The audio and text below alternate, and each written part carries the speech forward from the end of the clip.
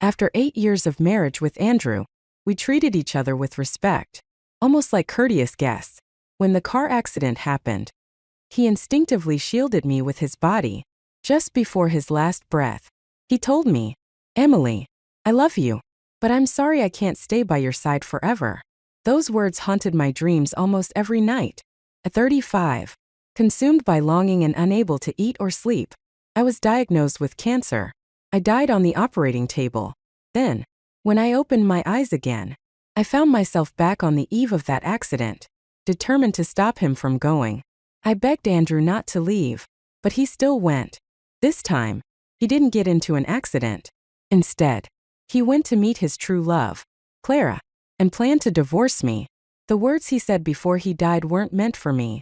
They were for her. When I blinked again, I woke up in Andrew's arms. The fresh kiss marks on his collarbone screamed of everything that had just happened. The pristine white room, his slightly furrowed brow, and his even breathing filled the space around me. My heart synchronized with his rhythm. "Now, where are we? What time is it?" Andrew rolled over, slipped on his robe, and walked toward the bathroom.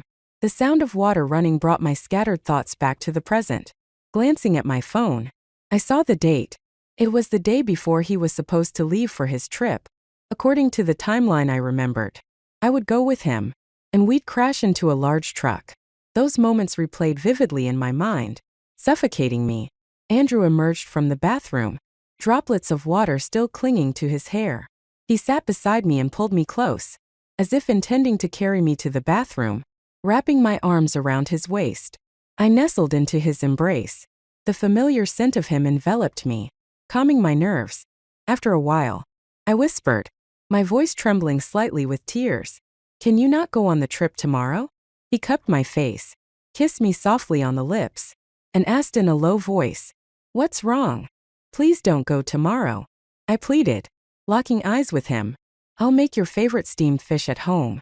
Then we can take a walk together in the evening, and maybe visit Mom at the hospital. Would that be okay?" He didn't reply. Instead, he lifted me into his arms and carried me to the bathroom.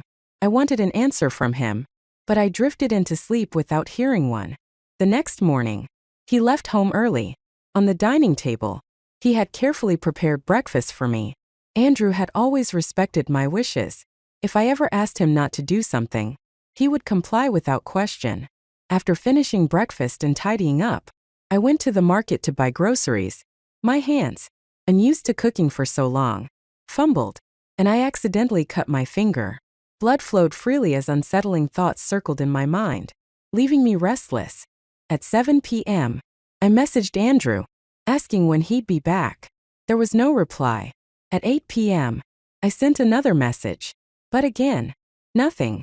Finally, at 10 p.m., he replied, "Honey, I've arrived in Chicago." His words hit me like a heavy weight on my chest. Panicking, I called him. Through the phone, I heard laughter and the clinking of glasses. Summoning my voice, I asked, "Andrew, how did you get there? Did you fly?"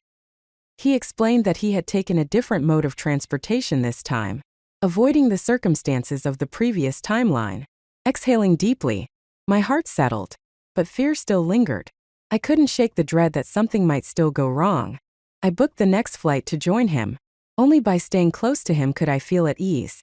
The flight was delayed due to a thunderstorm, and by the time I landed, it was already the following morning. Exhausted from a sleepless night, my thoughts were sluggish. As I exited the airport and got into a taxi, I realized I hadn't yet called Andrew.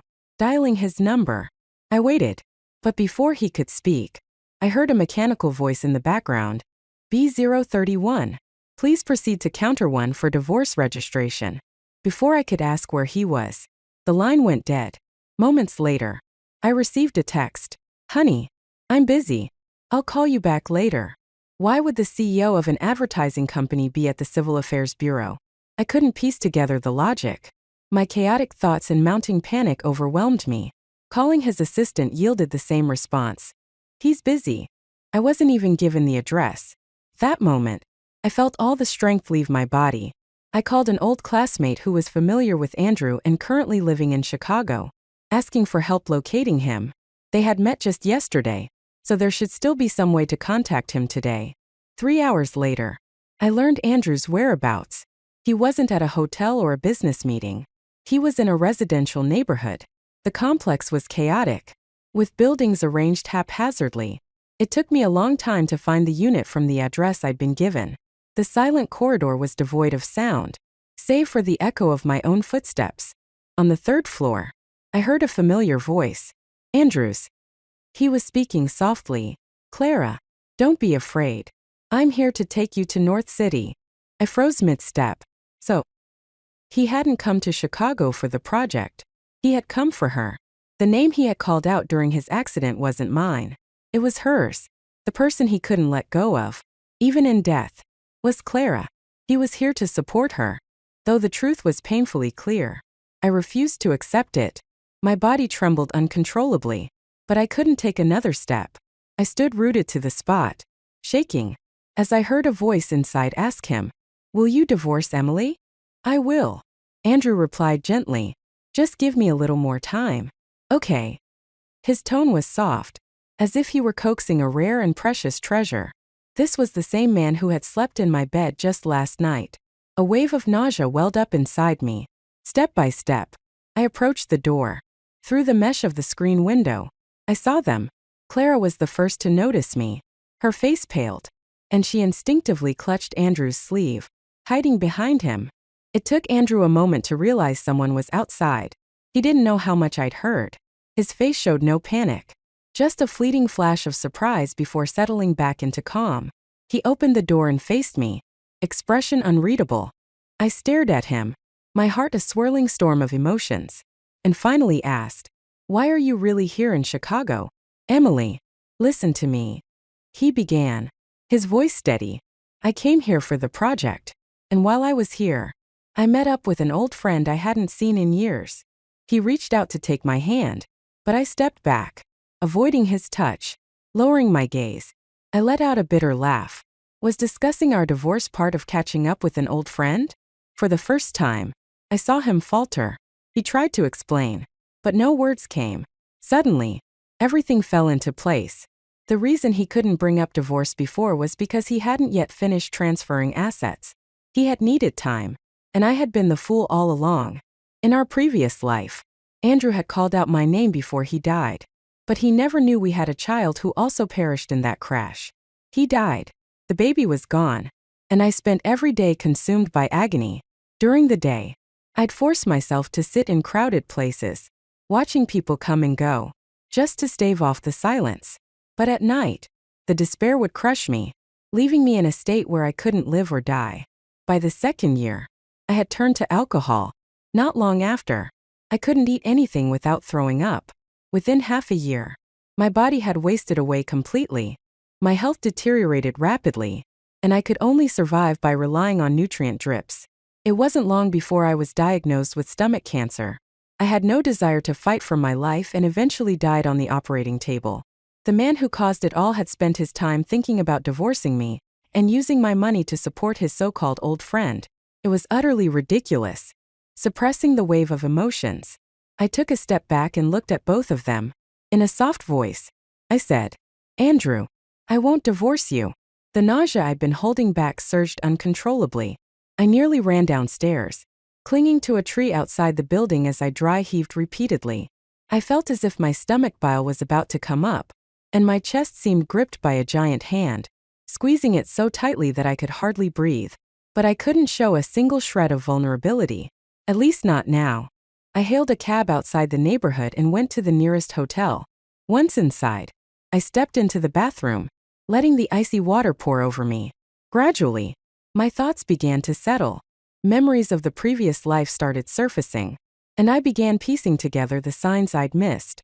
Andrew had rarely paid attention to his phone when he was home, but as his business trip to Chicago approached, his phone became his constant companion. If I so much as touched it, he would get visibly nervous. He even handed me a blank document, insisting it was the contract for the Chicago project and asking me to sign it. I trusted him, but I wasn't entirely naive. That's why I had followed him to Chicago. Now, thinking back on it, that blank document was probably the final page of a share transfer agreement. If I had signed it, everything I had worked for over the years would have been gone in an instant. I dried myself off, lay on the bed, and stared at the ceiling, feeling only waves of bitter cold sweeping through me. Lying there, I was overcome with fragments of memory. Andrew's image lingered in my mind when I closed my eyes. I remembered how he had spoken so sweetly when we got married. "Emily, I'll protect you for the rest of my life." How long was the rest of my life? I thought it would be decades, but it turned out to be just a few years. In my dreams, everything dragged me into an abyss, pulling me deeper. I woke up late at night, feeling a little hungry. I went out to grab some food and, by coincidence, saw Andrew with Clara. They each held a child's hand, looking every bit like a happy family of three. My hand instinctively moved to my stomach, and I took a step back. Even though I knew the child wasn't Andrew's, my heart still couldn't accept it. Andrew didn't love me, so naturally, he wouldn't have loved my child either. Perhaps my child was never meant to exist in this world. But I had spent an entire year preparing for pregnancy, and when I finally conceived, it had felt like a miracle. Tears rolled down my cheeks as sadness consumed me. I made my decision that very night. I took the next flight back to North City, went home, packed my things, and headed straight to the hospital. The child I was carrying had no future. I called my best friend, Lily, to accompany me, telling her only that I needed her support without explaining why. Sitting on the toilet in the hospital, I felt the dampness below me. It was as if my body was being torn apart. Tears blurred my vision, and in my mind's eye, I saw myself as the brash 20-year-old who had once told Andrew, "Don't be afraid. I have money. What's mine is yours. Andrew, go for it. Even if you make mistakes, it's okay. You're the best husband in the world."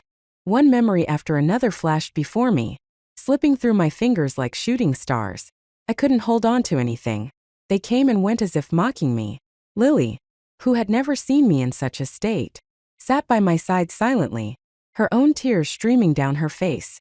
She didn't ask what had happened, only said, "Emily, don't be afraid. I'm here." In the dead of night, I regained some clarity. The darkness surrounding me was overwhelming, but my thoughts had never been sharper. Andrew and I had always wanted a child, but the heavens weren't kind to us. Despite trying for a long time, there was no progress. Yet ironically, when he decided to give up on me, I suddenly became pregnant. I wondered, how would he feel now, watching his own child leave this world? I wanted to know the answer, so I sent him all the medical reports.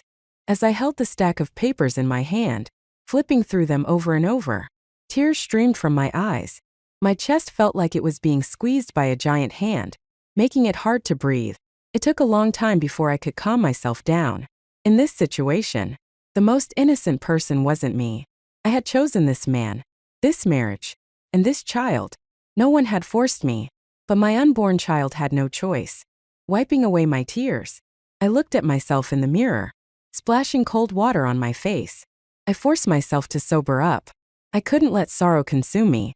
Everything Andrew had now was because of me, and I intended to take it all back.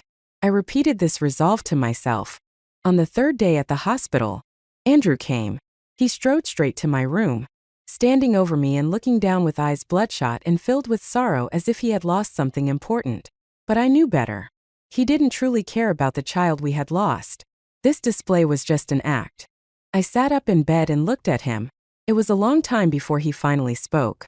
"Where's the baby?" I didn't answer, and he grabbed my hand, anger written all over his face. "Emily, that was my child. How could you make such a decision without consulting me? How could you be so cruel? So selfish?" His voice boomed through the room, reverberating with echoes. I simply sat there, quietly listening. Andrew and I had been college classmates. His family background was modest, and his living allowance was barely enough. While others were out having fun, he was often working part-time jobs. He worked at least 2 shifts a day. We didn't interact much, except for occasionally teaming up for major projects. Later, he began asking me to partner with him for group assignments and even started bringing me meals to my dorm. When he found out I had a fever, he went out late at night to buy me medicine. During my internship, when I had to work overtime, he would pick me up from the office. Though his family background wasn't great, He had good personal qualities. He was attractive and well-educated. Slowly, I found myself liking him. When my father learned that I was dating him, he was furious. "Stay away from him," he said. "He's not good enough for you. If he's pursuing you, it's because he has ulterior motives. A marriage without benefits is like sand. It won't hold together. Your marriage isn't something you can decide on your own." His tone was harsh, like a brick striking my chest. I had grown up surrounded by love and privilege. Yet suddenly my father was telling me that the fortress of love he had built for me was nothing more than a house of cards, ready to collapse at any moment. Was I meant to bury myself in it? On what grounds? I stared at Andrew with unwavering eyes and asked, "Then who makes the decisions?" The air grew heavy with silence. He didn't answer. My mother tried to comfort me, saying, "He didn't mean it. Don't take it to heart." But I felt like a commodity, something to be bought and sold to the highest bidder. Andrew didn't have money, so he wasn't worthy. Maybe it was out of defiance. Or maybe I wanted to prove that Andrew had no ulterior motives. I proposed to him. I stole the household registration booklet from my mother's hands and went to register our marriage. When my father found out, he slapped me hard and told me never to return home again. After that, for many years, my family and I lost contact. To support Andrew's business ventures, I sold my car, my house, even my designer bags. Bit by bit, I used my money and connections to build a ladder for him to climb. My mother, hearing about my situation from others, started helping me secretly out of pity. Even my father, despite his harsh words and dislike for Andrew, quietly brought projects to Andrew's company. I knew the real reason behind it all. They pitied me and wanted me to have a better life. Nothing more. After years of fighting against my parents, I finally understood who around me was genuine and who was not. Listening to Andrew hurl insults at me, I felt nothing. He ranted for a full 2 minutes before finally stopping. I looked at him, a faint smile playing at the corners of my lips. "You already have a child, don't you? I saw you out shopping together just a few days ago. Wasn't that your child?" He leaned down, grabbing my collar, and the hatred in his eyes pierced me. But I couldn't show even a shred of pain. "Emily, I want a divorce," he said. I pushed his hand away and let out a quiet laugh. "I want all the cash and shares cashed out. Otherwise, I'll drag you down with me." I knew Andrew too well. He wouldn't act rashly without knowing the full extent of what I had in my hands. He was too cautious, always calculating. This trait had its advantages. He was thorough and meticulous, achieving near perfection in everything he did. But it also held him back. He couldn't take risks because he overthought everything. Smiling, I said, "Think it through before coming back to me. And when you do, I hope you bring good news." As I watched his retreating figure, my smile slowly faded. My hands clenched tightly, the pain in my palms finally bringing me back to my senses. 3 days later, I was discharged from the hospital and returned home. The house was eerily quiet. Without a single sound, I curled up on the couch, staring in the direction of Andrew's study. When we moved into this house, we had set up 2 studies, one for him and one for me. Andrew had said we both needed personal space. Out of respect for him, I had never entered his study. But today, I suddenly wanted to know what secrets lay hidden in his room. The layout of our studies was almost identical, but his had a safe. I didn't know the combination and couldn't open it, so I called a locksmith. Inside the safe, there was a photo album, an old phone, and a ring. The ring was a woman's ring, but it wasn't mine. The photo album was filled with pictures of Clara, spanning from middle school through high school graduation. In the safe, there were more photos, all from important moments in Andrew's life, including our wedding. I clenched the ring in my hand and turned on the old phone. The screen lit up, revealing images of a younger Andrew, his youthful face filled with vigor.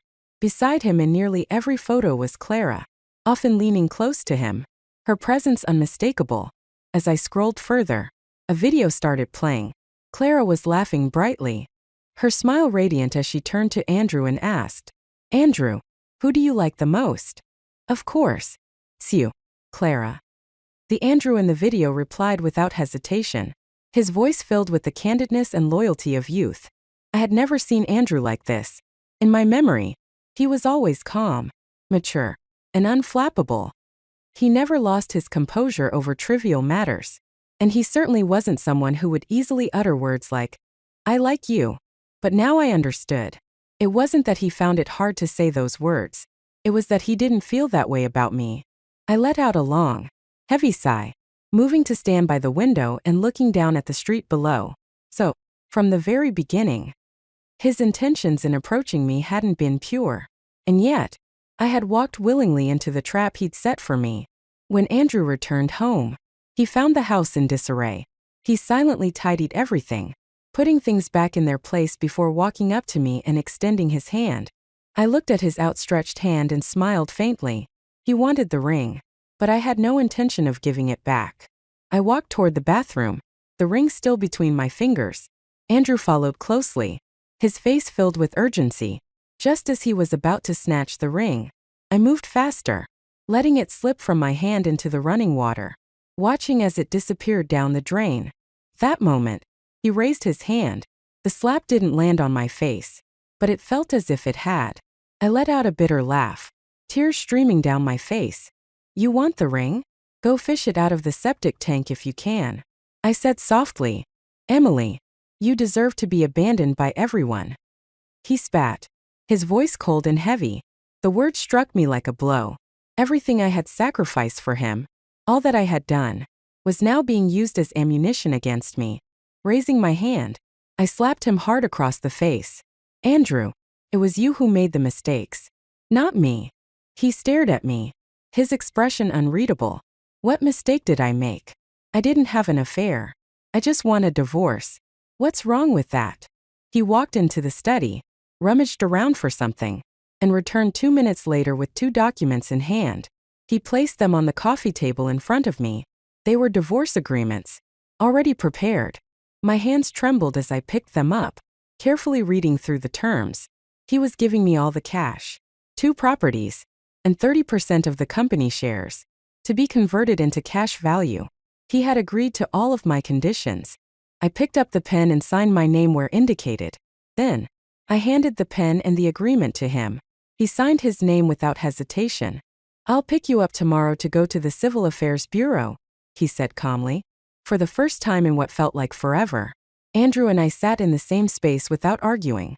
The next day, I sat in the passenger seat, staring out of the window in silence.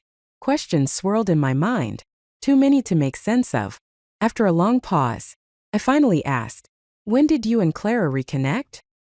He furrowed his brow and replied, "Does it even matter anymore?" "It doesn't," I admitted. "But I want to know." I didn't wait for his response, and he, seemingly resigned, continued speaking on his own. "Believe it or not, it doesn't change anything. I never thought about divorcing you. Clara and I have nothing between us. Her husband cheated on her, but she refused to divorce him. She asked me for help. What happens between us has nothing to do with her. Before Clara appeared, while we weren't deeply in love, we were respectful and considerate of each other. But the moment she came back into your life, you lost focus. All your thoughts revolved around her." I looked at Andrew and asked, "Do you love her?" The question hung in the air, met with silence. His silence confirmed the truth. The love from one's youth often leaves the deepest impressions, impossible to forget. We signed the divorce cooling-off agreement, and he offered to take me home. Standing outside the Civil Affairs Bureau, we watched couples come and go. My heart was filled with endless sighs. Years ago, we had walked through these doors hand in hand, thinking only of how to build a good life together. No one gets married with the intention of divorcing. I shook my head at him and said, "You don't need to take me." I took a cab home, and the past flashed before my eyes. In the previous life, I kept my illness a secret. By the time my mother found out, it was already in the late stages, with little hope of recovery. She cried so much during that time that her eyes were nearly blind. Day and night, she knelt in front of the Buddha, praying only for my health and long life. Even my strict and stoic father turned gray-haired overnight. And me? I had thrown away my life for so-called love, ruining not just my future but also the remainder of my parents' lives. If I had known from the start that Andrew went to Chicago for Clara, I wouldn't have been so heartbroken that I couldn't eat. I wouldn't have gotten stomach cancer, nor would I have died young on an operating table. I would have lived a good life, maybe even found a younger husband, had a child, and lived healthily to 80. Thankfully, everything has changed, and there's still time to make things right. Everything Andrew has now came from me, and he'll have to return it all. The new year was approaching, and the streets were festively decorated. In previous years, Andrew and I would have gone on a trip together, returning to his hometown just before the holiday. But this year, the house was empty, just me. I curled up on the sofa, reading Clara's information. She and Andrew had grown up together, childhood sweethearts. In college, she attended a school in Chicago, and they lived apart. Though they weren't in a relationship, they became each other's unattainable first love. Later, Andrew and I got married. 6 months after our wedding, Clara also got married. Her life after marriage was ordinary, uneventful, until her husband cheated on her. That was when she reconnected with Andrew. The first time they contacted each other was half a year ago. Coincidentally, that was also when Andrew handed me that blank document to sign. It all made sense now. Clara's divorce had stirred something in Andrew. He began quietly transferring assets and plotting to steal my shares. I placed the laptop on the coffee table and went to pour myself a glass of water. Just then, the doorbell rang. Opening the door, I was stunned to see my parents standing there. My father's expression was stern, his displeasure written all over his face. My mother quickly said, "Don't scare Emily, please." Her face was calm, her hair dark without a single trace of gray. In that instant, it felt as though everything had shifted. Tears welled up in my eyes, but I tried my best to calm myself down. The moment I opened the door, however, I couldn't hold them back. "Oh dear, what's wrong?" my mom said as she pulled me into her arms. "It's okay now, sweetheart. When were you planning to tell us about the divorce? And when are you coming home for the new year?" "Emily, you..." My dad's scolding tone hadn't even finished when my mom interrupted him. "Why are you like this? You promised to speak calmly before we got here. Why do you always have to yell?" She gave him a sharp look, and my dad fell silent immediately, grumbling under his breath as he turned away. "Go pack your things. You're coming home for the new year," my mom said firmly. "Okay." I returned to my bedroom and grabbed a few pieces of clothing. I hadn't been home in years, and now, everything felt unfamiliar. Before I got married, we had a housekeeper, and I'd never cooked a meal in my life. Whenever I suggested cooking something for my mom, she'd always say, "No need to learn how to cook. You were born to enjoy life. Otherwise, what's the point of your dad earning so much money?" But after getting married, I not only learned how to manage household chores but also how to cook. First, I burned myself several times, blisters forming on my hands. Over time, I got better at it. Back at my parents' house, I went to my old room to put my things away. Nothing had changed. Not even the handbags I bought years ago, still sitting neatly in the closet. My mom leaned against the doorframe, a soft smile on her face. "Your dad may be stubborn, but don't you know how much he loves you? He's missed you all these years. Yet you've refused to come home." Tears slid down my cheeks. Memories, like seeds, had grown slowly during our time apart. But now, after seeing them again, they burst forth uncontrollably. Seeing me cry, my mom's heart ached. She walked over, wiped my tears gently, and said softly, "It's enough that you've come home." That evening, my parents prepared a feast of all my favorite dishes. Even the housekeeper teared up when she saw me. Every year during the holidays, your parents would say how much they wished you'd come home, the housekeeper said. Your dad's regretted his words for a long time now. He always says he shouldn't have talked about cutting ties with you. But words, once spoken, are like water spilled. They can't be taken back, no matter how much you regret them. And I, having inherited my father's stubbornness, couldn't bring myself to admit fault either.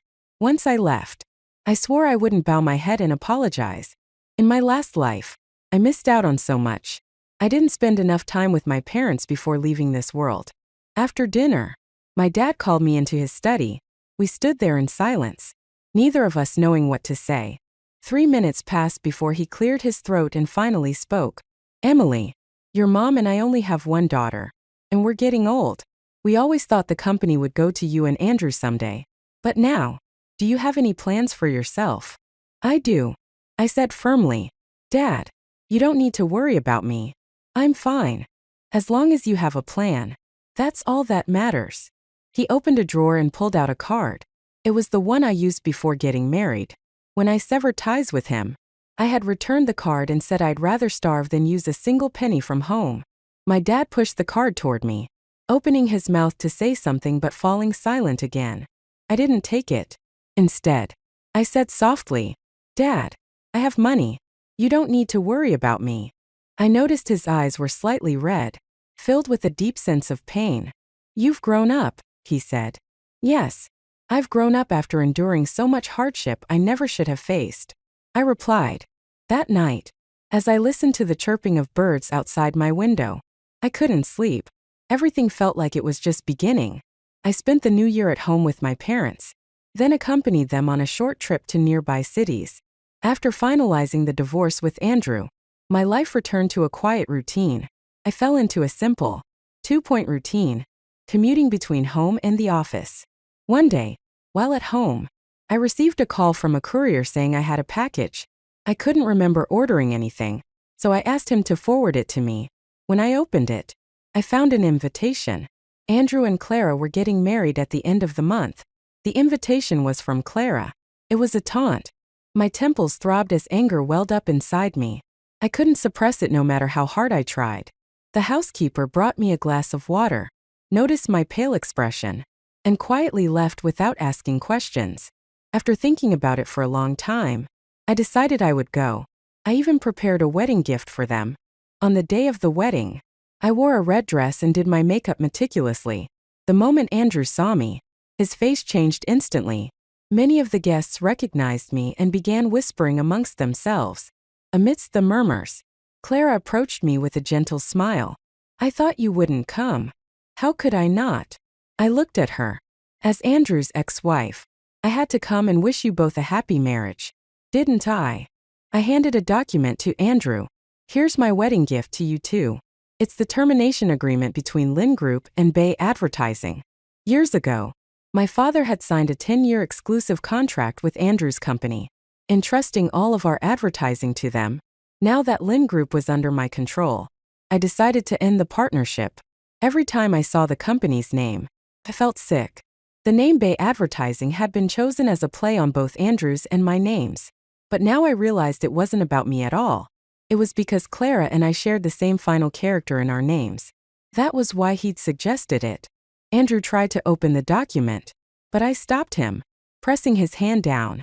Wait until tonight to read it. It's a big gift. If you see it now, it'll ruin the surprise. With that, he handed the document to his assistant without looking at it. Then he and Clara went backstage to prepare for the ceremony. I had no interest in watching them exchange vows promising a lifetime together, so I left the venue.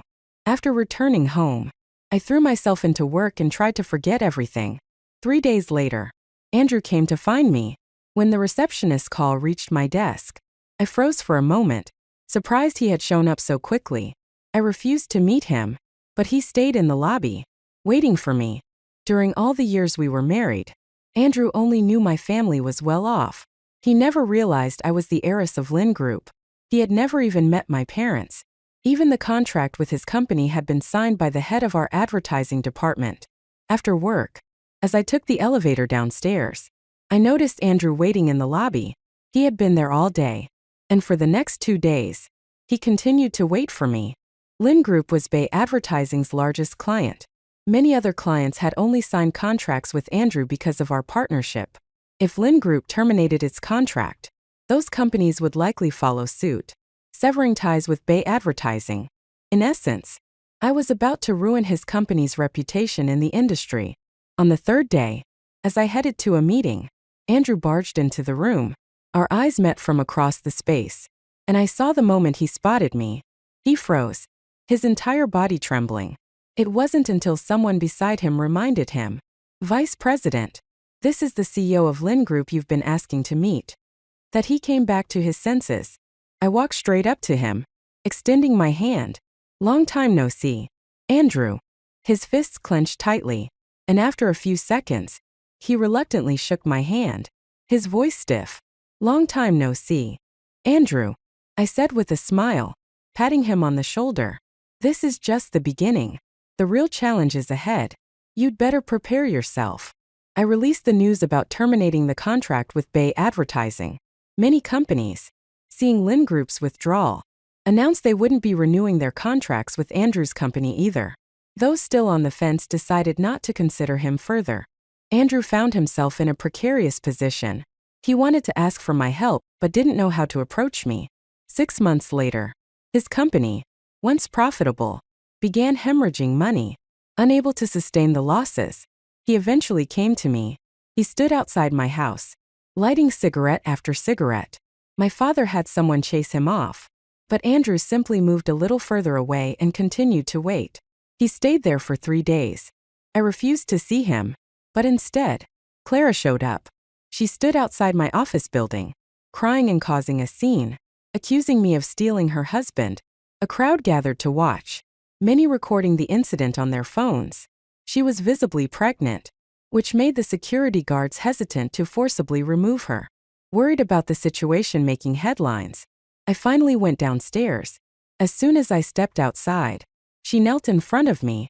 "Emily Lynn, you know Andrew is married now, don't you?" she sobbed. "Can't you stay away from him for the sake of my pregnancy?" Her tearful plea made her look pitiful, and the murmurs from the onlookers grew louder. Some said I didn't look like the type of person who would do such a thing. Clara was trying to use public opinion to pressure me. She was clever, but her cleverness often veered into foolishness. I walked up to her slowly and asked softly, "Did you know Andrew was married before? Did you know when you got involved with him that we hadn't even divorced yet? And when you were wrecking my marriage, did you know I was pregnant too?" Clara didn't listen to a word I said. She just kept crying and begging me to stay away from Andrew. Annoyed, I shook her hand off and had someone call Andrew. When Andrew arrived and saw Clara, he walked straight over and pulled her to her feet. His voice boomed as he yelled, "Can you stop causing a scene?" His tone was so loud and harsh that Clara flinched, her body trembling. She seemed shocked. She had probably never seen Andrew like this before. She tried to lean on him, but he pushed her away. After a long silence, he finally said, "If I had known you'd turn out to be such a disaster, I would have never gotten involved with you in the first place." Clara stared at him in disbelief, her body shaking even more.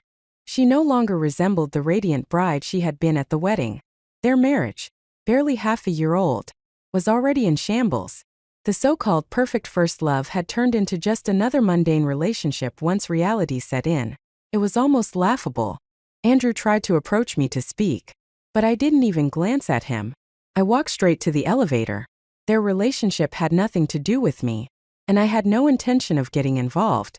They could sort it out however they pleased.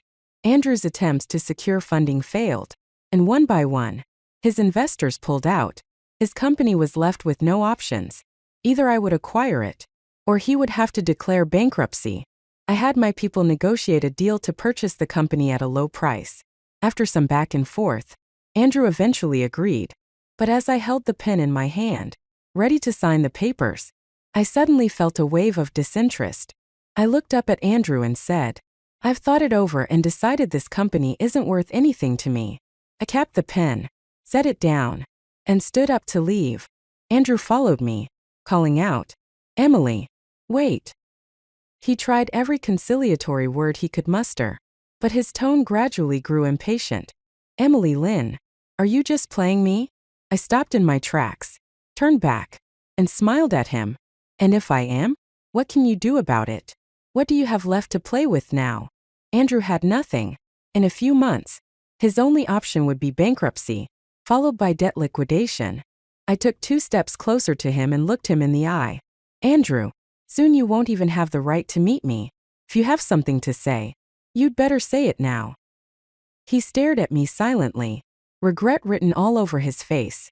But it was too late. Clara's child was gone. Word had it that one afternoon, after discovering Andrew hadn't come home, she confronted him. During their argument, he pushed her, and she fell. That was all it took. I knew she was in the hospital, so I brought a fruit basket and went to see her. Her room was empty except for her. I placed the basket on the bedside table, stood by her bed, and looked down at her. "Didn't you think about this outcome when you reached out to Andrew?" I asked. Her face was pale, tears streaming down her cheeks. She looked pitiful, the kind of person who would evoke sympathy. After a long silence, she finally spoke. "If I had known it would come to this, why would I have come to North City at all?" She had grown up in Chicago, where all her friends and family lived. The only reason she came to North City was that she believed Andrew would treat her well. But men change too easily. When I contacted Andrew, I never expected him to be with me. "I just wanted his help with my divorce," she murmured. Then she looked at me, her voice trembling. "But he said he wanted to divorce you and marry me." How could I not believe him? I interrupted her. "I came today just to see your downfall." Her current misery was entirely self-inflicted. While I felt a fleeting sense of satisfaction, I also felt a pang of pity. I walked out of the hospital leisurely and went home to have dinner. My parents were waiting for me. After dinner, I returned to the office to handle work. Life became busy and calm once more. For a long time, there was no news about Andrew. The next time I saw him was at a banquet. He was there trying to attract investors. He was no longer the rising star of the business world. No one greeted him. Even when he tried to strike up conversations, people avoided him. As I passed by, he grabbed my wrist. His eyes met mine, filled with desperation. "Emily, can't you help me? For the sake of what we once had." Hearing his plea, I felt nothing but irony. When I had been good to him, he had taken it for granted, believing that as his wife, it was my duty. But now, I wasn't his wife anymore. Why should I help him? I pulled my hand away and took 2 steps back. "I'm sorry, Vice President. There's nothing between us to warrant such a favor." I turned and walked away, leaving him trailing after me. Not long after, I heard that Andrew had officially declared bankruptcy. The bank had begun liquidating his assets. Another year passed quickly. Time really does fly. This year, for the new year, I booked a private dining room at a restaurant so we wouldn't have to cook at home. When the food arrived, the server turned out to be Andrew. He was wearing a waiter's uniform. When he saw me, he froze for a moment before approaching my father to pour him tea. "Sir, here's your tea." The moment my father saw Andrew, his brows furrowed tightly. Hearing Andrew's voice only deepened his disdain. My father grabbed the teacup and splashed its contents on Andrew. "Get out. Send someone else," he ordered coldly. The commotion brought the restaurant manager rushing in. He grabbed Andrew and pulled him out of the room. Later, when I went to the restroom, I ran into Andrew. He said, "I regret it." But I acted as if I didn't hear him and walked straight out. What did his regret have to do with me? My life would only get better from here, and there would be no further ties between us. Andrew's perspective. I met Emily Lynn in college. First, we didn't know each other well.